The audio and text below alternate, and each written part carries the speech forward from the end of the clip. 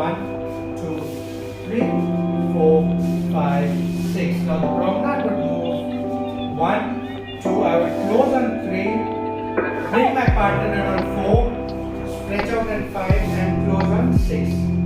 So do it again. So we go 1, 2, 3, 4, 5, 6. 1, promenade, 3, 4, 5, 6. Now if I'm doing the promenade underarm turn, it would be the promenade along with the turn. So we go 1, 2, 3, basic, 4, 5, 6. 1, 2, 3. Now I bring my partner in for the promenade. 4, 5, 6 and then back again. 1,